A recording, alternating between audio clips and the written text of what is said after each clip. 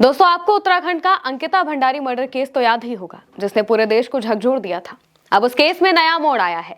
अंकिता के केस में शुरू से ही तार भाजपा से जुड़ रहे थे। इसमें बीजेपी नेता के बेटे सहित 3 लोगों को पिछले दिनों सजा सुनाई गई थी। ये भी कहा गया कि कोई वीवीआईपी इन्वॉल्व था, पर जांच एजेंसियों ने उसका नाम बचा लिया। लेकिन अब वो नाम भी सामने आ गया है और उस नाम का खुलासा खुद भाजपा के ही पूर्व विधायक की पत्नी ने किया है। सबसे पहले आप उर्मिला सनावर का वो बयान सुनिए। अंकिता हत्याकांड में रात को जाने वाला था ये, इसने उसके बाप को मंत्री बनाया, ससुर को मंत्री बनाया था विनोद आने को।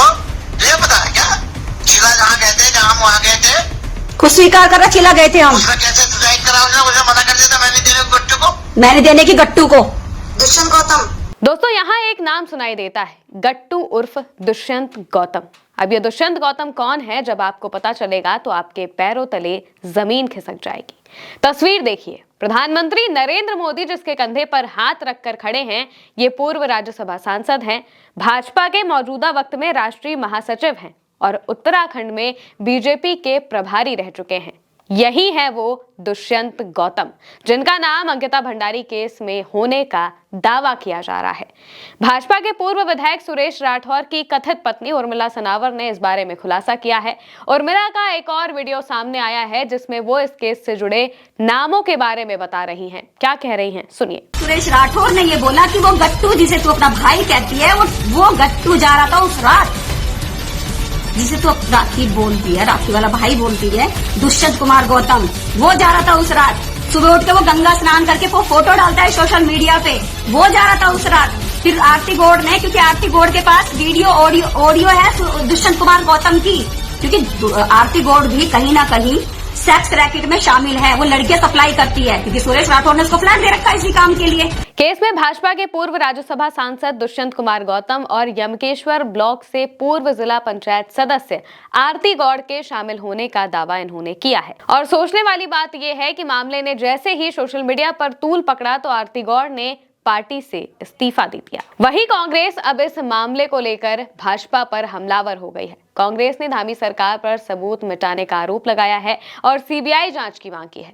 उत्तराखंड कांग्रेस के अध्यक्ष गणेश गोदियाल ने दिल्ली में आयोजित प्रेस कॉन्फ्रेंस के दौरान पहले सबको उर्मिला सनावर का वीडियो दिखाया, फिर उन्होंने पीएम मोदी से इस मामले में सीबीआई जांच कराने की मांग रखी है। उन्होंने कहा कि अंकिता भंडारी हत्याकांड में अगर 10 दिनों के अंदर सीबीआई जांच की संस्तुति नहीं होती है तो वो आंदोलन करेंगे। सुनिए। उत्तराखंड के एक मंडल, गढ़वाल मंडल के मुख्यालय में सरकार को घेरने के लिए और सरकार से जवाब मांगने के लिए, सरकार को जवाब देने के लिए मजबूर करने के लिए, सीबीआई जांच कराने के लिए, सरकार को इस रूप में मजबूर करने के लिए एक विशाल धरना प्रदर्शन और सरकार की खिलाफत करने के लिए एक आयोजन करेंगे। इसलिए सरकार को मैं चेताना चाहता हूं कि सरकार समय रहते हुए इस 10 दिन के अंदर अंकिता भंडारी हत्याकांड में सीबीआई की जांच की संस्तुति करे, नंबर 1। नंबर 2, ये सीबीआई की जांच किसी माननीय न्यायाधीश की अध्यक्षता में हो, जो कि सुप्रीम कोर्ट के न्यायाधीश रिटायर्ड हुए हों। पहले हो सके तो सिटिंग के अध्यक्षता में हो, और अगर न संभव हो तो रिटायर्ड जज की अध्यक्षता में हो, क्योंकि कहीं ये इतने बड़े लोग हैं, सत्ता के सौदागर जो इसमें इन्वॉल्व हैं, इतने बड़े लोग हैं कि वो आजकल जैसे सीबीआई का हाल है, वो सीबीआई को इन्फ्लुएंस कर सकते हैं, प्रभावित कर सकते हैं। तो ऐसा ना हो, इसलिए तटस्थ रूप में इसकी निगरानी के लिए कोई महोदय, रिटायर्ड जज महोदय इसकी निगरानी करें, मैं ऐसी मांग करता हूं। गोदियाल ने आरोप लगाया कि जब पता चला कि अंकिता गुम है और बाद में उसकी बॉडी मिली तो जिस कमरे में हत्या हुई थी उसे बुलडोजर से तोड़ दिया गया, बिस्तरों को जलाने की कोशिश की गई और जो बचे उन्हें स्विमिंग पूल में डाल दिया गया। उन्होंने कहा कि ये पूरी कोशिश इस बात का संकेत है कि सबूतों को मिटाया जा रहा था। गोदियाल ने बताया कि सबूत मिटाने की प्रक्रिया में रेणु बिष्ट का नाम भी आया, फिर आरती गौड़ का नाम सामने आया।